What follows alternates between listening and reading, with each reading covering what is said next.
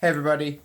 I know I've made a pretty simple video on this, on reptile lighting, UVB, this meter, how to check it out, but I can't stress how important this is, and I have really two really good examples today.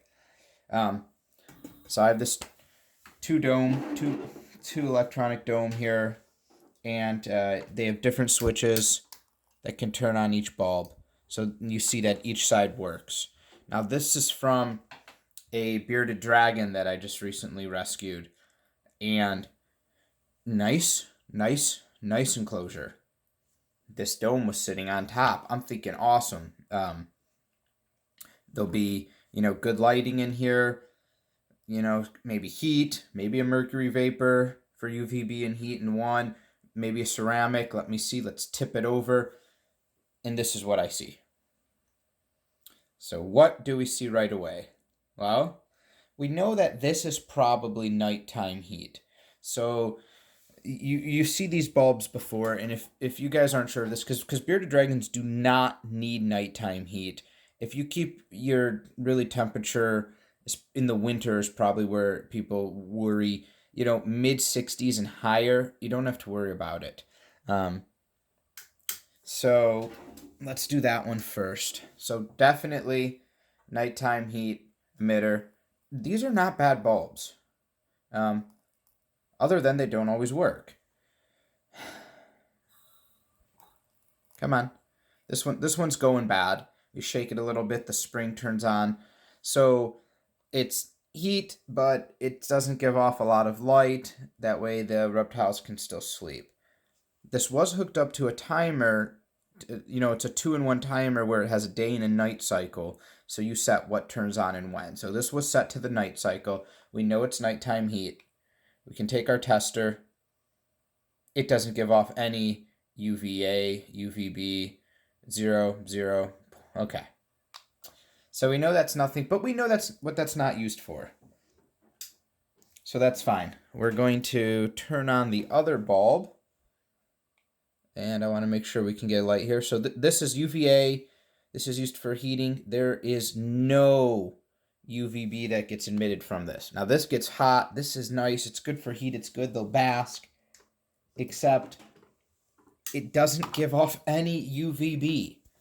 And they need UVB, right? They need to be able to absorb that calcium. You don't want them to get metabolic bone disease. You don't want them to get sick. They'll act stressed. They'll be stressed if they're not absorbing calcium. It's just all around bad. Also, to be honest, guys, this is really an inadequate way to be lighting. A lot of electricity is wasted to produce this type of heat. You can get ceramic heat emitters. You can get all-in-one. I barely had these bulbs on, and they're going to burn me to the touch. So I'm going to take these bulbs out, and then I'm going to continue with part 2 of this video, which is also really important. All right, so those bulbs are out, and we can go into the other scenario. So in scenario 1, we knew that person was just providing heat. They were providing basking day heat, and they were controlling the temperature at night. Not with a thermostat in either situation, although that's not bad as long as you've measured things out with some type of thermostat or laser temperature, anything like that, so you don't need a thermostat. So they just didn't know what they were doing.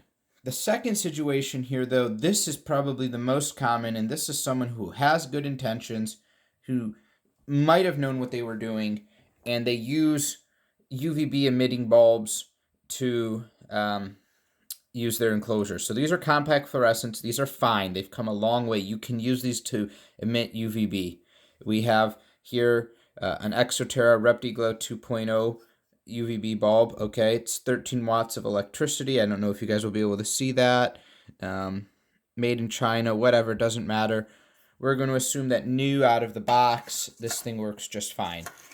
Okay, we'll go ahead and we'll screw it in. Maybe. Then,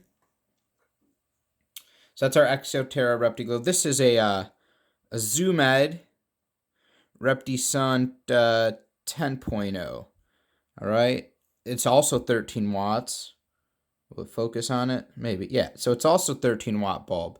Okay. And warning, UVB radiation is emitted, used for reptiles only, or really anything that would need UVB.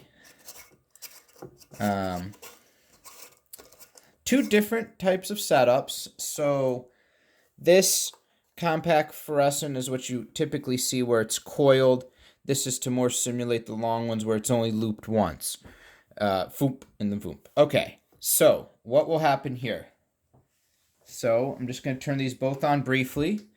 The left works, the right works.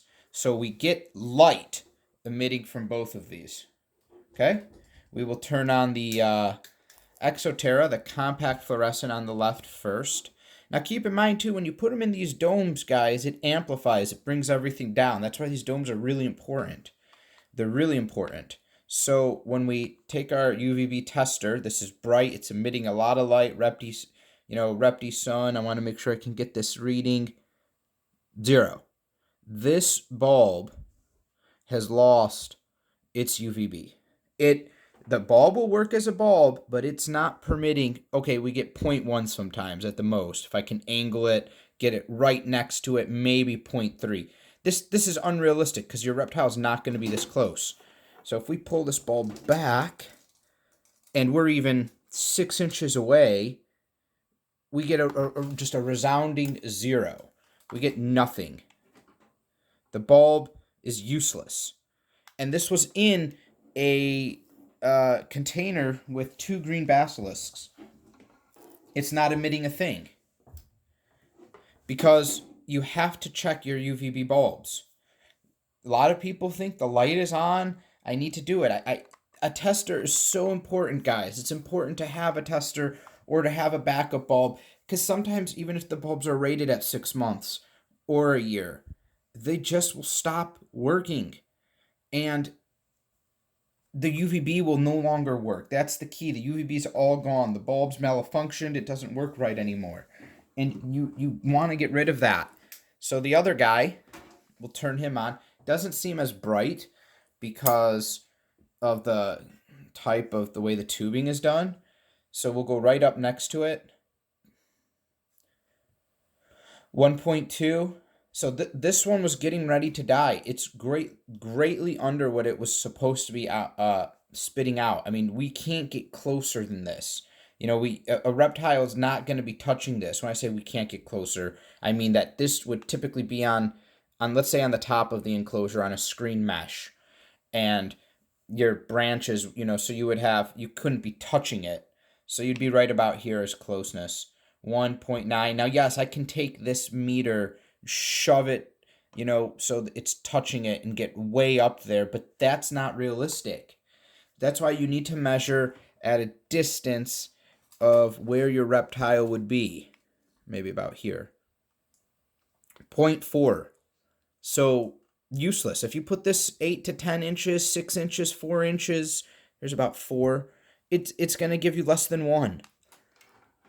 It's crucial, guys, that you know that your UVB bulbs are working. Whether you have a tube-like compact or a full compact fluorescent, you need to measure the bulbs. It's also not bad if you buy the bulbs new and you measure them out of the box, and if you see that they're defective, you return it, you exchange it, you get a better bulb. With testing, you can see which types of bulbs work best for your enclosures. But these are 2 not good bulbs. This one's brighter, so you'd think it's better. This has got a different shape. They're just old. They don't emit the UVB anymore that it needs to grow and be healthy. So they're bad. All right, I have one other type of bulb in here. This is an LED grow light to grow plants of any kind. Does this emit UVB, people ask? Can I use an LED because it's going to save electricity? It's going to produce little to absolutely no heat. So maybe in an enclosure where things need to stay cooler or you really need to control the heat. Will this emit? Look at all those little diodes on there. This particular one doesn't have a glass film over the whole thing, although obviously each little diode does. Does this produce UVB? Can I use this? Because I can grow plants, and plants naturally need light to grow. They need to absorb the sun's rays. This one is purple around the, well, it's red around the outside, and it's blue on the inner ones, which will just look purple even when you're looking down and the camera, unless you look right at it, then you see the two colors. So will these red diodes and these blue diodes fuse together to make this magenta look? How much UVB does this type of light produce?